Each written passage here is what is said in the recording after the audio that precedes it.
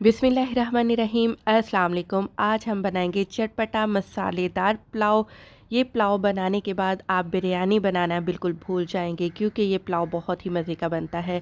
हमारे चैनल पर ना ही रेसिपी अपलोड की जाती है, बल्कि रेसिपी के साथ साथ तमाम टिप्स को भी हम शेयर करते हैं। ना कि सिर्फ आप, बल्कि वो लोग जो कि नया नया खाना बनाना शुरू कर रहे हैं, वो आसानी से हमारी रेसिपीज़ को फॉलो करके बिल्कुल परफेक्ट खाना बना सके।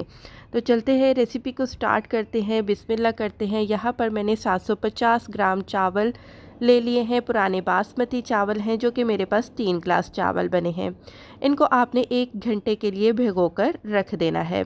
गोश्त यहाँ पर बोनलेस मैंने आधा किलो लिया है, लेकिन क्योंकि पुलाव बना रहे हैं, पुलाव बनाने के लिए यखनी तैयार करनी पड़ती है, तो इस वजह से मैंने हड्डी का भी इस्तेमाल किया है। बोटियाँ बड़े बड़े साइज़ की मैंने रखी हैं। और यहाँ पर मैंने बीफ की 2 अदद चाँप ली हैं, जिससे कि जब हम यखनी बनाएंगे तो अच्छा सा फ्लेवर हमारी यखनी में आ जाएगा।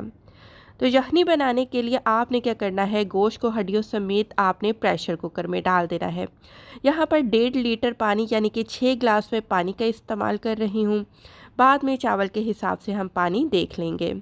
यखनी में 1 खाने का चम्मच मैं नमक का शामिल कर रही हूँ। यहाँ पर आधा छोटा चम्मच सफ़ेद ज़ीरा शामिल कर दिया है, 1 बड़ी इलायची, और इसके बाद थोड़े से दाने साबुत काली मिर्च के डाल दीजिएगा। 1 बड़ा चम्मच आपने सौंफ का डाल देना है, और 1 बड़ा चम्मच ही आपने साबुत धनिए का इसमें शामिल कर देना है। तमाम चीज़ों को मिक्स करेंगे। प्रेशर कुकर को अब आपने अच्छे से टाइटली बंद कर देना है। अच्छा जी, यहाँ पर क्योंकि मैं बीफ के साथ ये पुलाव बना रही हूँ, आपने क्या करना है, जब विसल स्टार्ट होगी तो पूरे आधे घंटे के बाद आपने चूल्हा बंद कर देना है। और अगर मटन के साथ बना रहे हैं तो 20 मिनट के बाद आप चूल्हा बंद कर दीजिएगा। यहाँ पर मुझे आधा घंटा लगा है, क्योंकि बोटियाँ बड़े साइज़ की थी, तो माशाल्लाह बहुत अच्छे से गल चुकी हैं। बाकी मसालों में 1 बड़े साइज़ का प्याज और थोड़े से पुदीने के पत्ते, 15 अदद हरी मिर्चें मैंने ली हैं, 1 गट्ठी लहसुन की है, 2 इंच का टुकड़ा अदरक का है। इन दोनों चीज़ों का हम पेस्ट बनाकर तैयार कर लेंगे। इसके बाद 1 बड़े साइज़ का आपने टमाटर चॉप करके आपने अपने पास रख लेना है। मसालों में देख लीजिए, नमक अपनी मर्ज़ी के मुताबिक डालिएगा, क्योंकि यखनी में भी नमक है।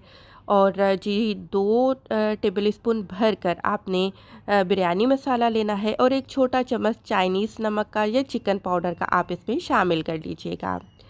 पुलाव बनाने के लिए तेल थोड़ा सा ज़्यादा इस्तेमाल किया जाता है, तभी तो चावल निखरे निखरे हमारे बनकर तैयार होते हैं। 1 कप मैंने तेल डाल दिया है। यहाँ पर मैंने प्याज शामिल कर दिया है। अब यहाँ पर आप चेक कीजिए, हल्का सा प्याज ब्राउन होना शुरू होने लगा है, तो यहाँ पर आपने अदरक और लहसुन का पेस्ट इसमें शामिल कर देना है। अब होगा क्या कि अदरक लहसुन का पेस्ट जब ब्राउन होगा तो प्याज भी मज़ीद ब्राउन हो जाएगा। तो दोनों चीज़ें, अदरक लहसुन का पेस्ट और प्याज, हमें गोल्डन ब्राउन चाहिए। जब गोल्डन ब्राउन कलर आ जाए दोनों चीज़ों पर, तो आपने इसमें हरी मिर्च का पेस्ट शामिल कर देना है। इस पॉइंट पर हरी मिर्च को पेस्ट शामिल करके आप थोड़ा सा इसमें फ्राई करेंगे, ताकि इसका तीखापन तेल में निकल आए। अब इसमें टमाटर डाल देंगे, साथ ही आपने पाउडर मसाले इसमें शामिल कर देने हैं, और साथ ही पुदीने के पत्ते आपने इसमें शामिल कर देने हैं। तो मसाला आपने अच्छे से भून लेना है। मसाले की भुनाई तकरीबन 5 मिनट तक आपने करनी है। बस थोड़ा थोड़ा सा आप इसमें पानी शामिल करते जाएं, और मसाले को आप अच्छे से भून लें कि टमाटर अच्छे से मैश हो जाएं। अब आपने इसमें बॉईल किया हुआ गोश्त शामिल कर देना है। अब गोश्त की भुनाई भी आपने 5 मिनट लाजमी करनी है, ताकि मसालों का फ्लेवर गोश्त के अंदर भी अच्छे से मिक्स हो जाए। तो जब आप देखें कि गोश्त अच्छी तरह से भुन चुका है, अब आपने क्या करना है, इसमें आपने पानी शामिल कर देना है।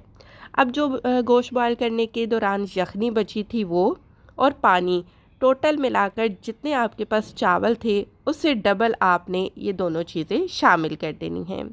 मेरे पास 3 ग्लास चावल थे, तो यहाँ पर 6 ग्लास यखनी समेत मैंने पानी के शामिल कर दिए हैं। जब यखनी में उबाल आ जाए, तो आपने चावल इसमें शामिल कर देने हैं। मिक्स कर लेना है इन चीज़ों को आपने।